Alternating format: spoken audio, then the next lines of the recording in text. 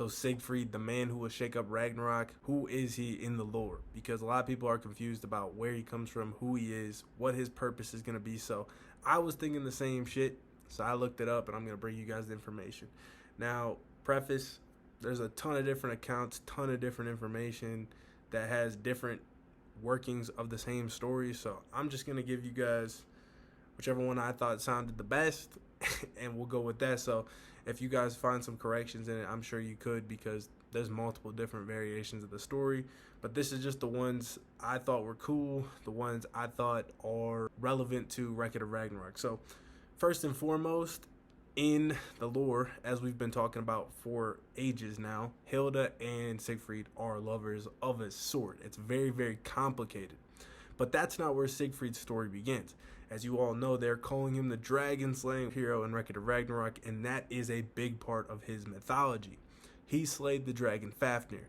Now, Fafnir was actually a human who was turned into a dragon by Odin for being exceptionally greedy and killing his own father for the purpose of that greed. You see, his father was promised treasure from Odin, and Fafnir knew about this, but what he didn't know is that Odin cursed this treasure, and when he got his hands on it, it turned Fafnir into a dragon. If you guys are familiar with Lord of the Rings, like Smaug and shit, dragons are known to be extremely greedy, and they always protect their treasure hoard. That's why he turned into a dragon. That's why he was fated to always protect that treasure, Fafnir's treasure.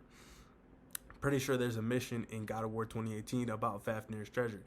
So what happens then is that Fafnir actually had another brother named Rain. And Rain had enlisted the services of Siegfried to go slay the dragon, aka slay his brother. And he had issued a very peculiar request of Siegfried. Not only did he want him to get slayed, but he wanted him to cook his brother's heart, cook the dragon's heart, which is really weird. I don't know why he wanted that done.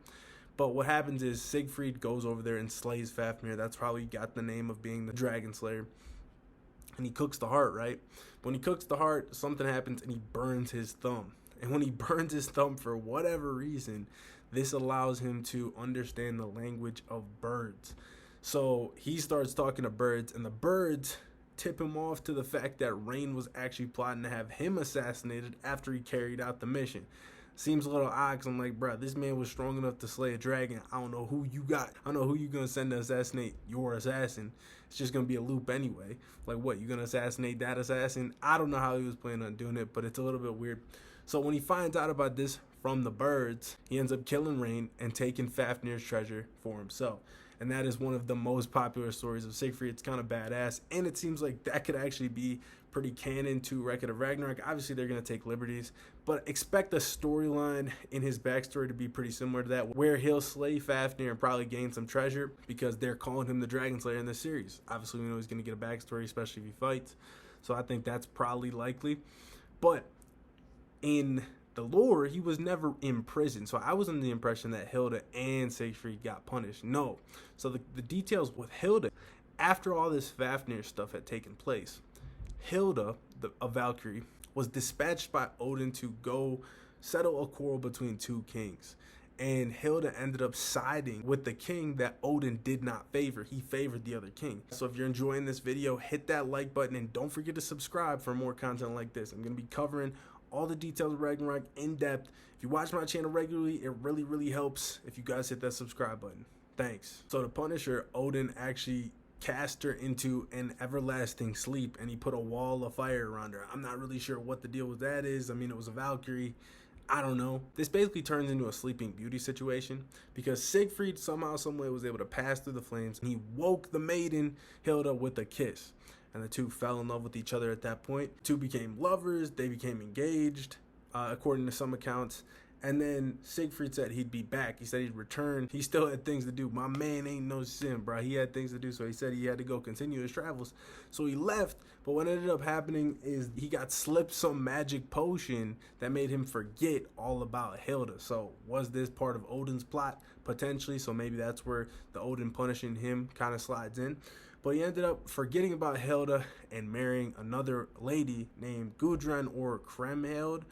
There's two separate names in different accounts. And another stipulation, because Odin wanted Hilda to marry somebody, was that Hilda was never going to marry somebody unless they could beat her in combat.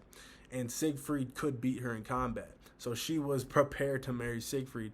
But of course, he had forgotten about her. He married somebody else. Siegfried's brother-in-law, his wife's brother, found out about Hilda and he wanted her for himself. The problem was he did not have anywhere near the prowess that Siegfried had, and he was unable to pass through the wall of flame.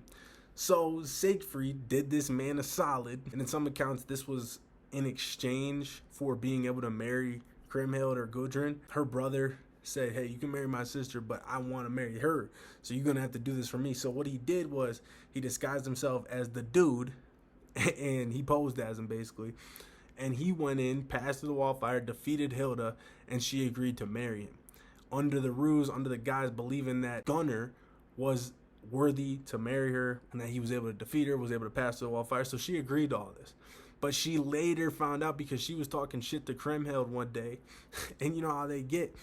Kriemhild was like, hey, what you don't know is that my man's the one who actually was the one that saved your ass. It wasn't Gunnar. Gunnar ain't shit. My boy Siegfried, the man you love anyway, is actually the one that beat you in combat, actually the one that saved you, blah, blah. So what ends up happening is that Hilda gets enraged.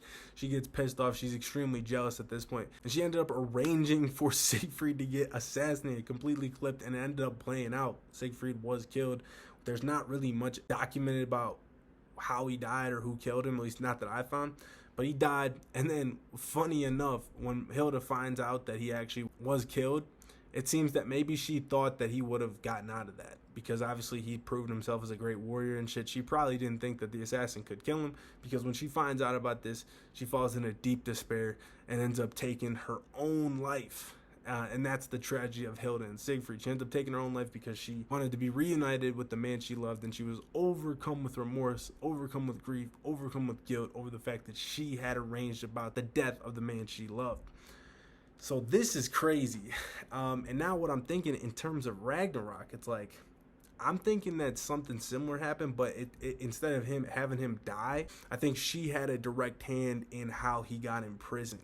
And I think she's trying to make up for that. I think she's trying to free him. It's going to be really, really interesting. Definitely with this new information, with the lore, I am even more interested than I was beforehand.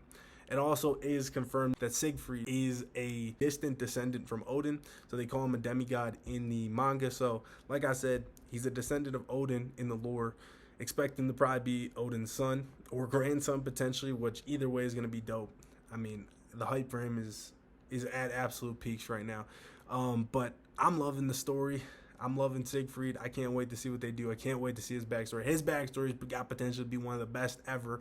When they show Hilda and Siegfried's backstory, it's going to be fucking fire. That was a couple of the stories of Siegfried. Gave you guys the context of how Hilda and Siegfried fell in love, how they came together, how Siegfried got the title of the Dragon Slayer. So I hope you guys enjoyed that video. Make sure you drop a like. It helps get the video pushed out to more people. Also subscribe. If you watch my content regularly, subscribe. And the more people that come subscribe, the more content I'm going to put out. So if you want to see more content, hit that subscribe button, support the channel, share it with a friend, and I'll see you guys in the next video. Peace.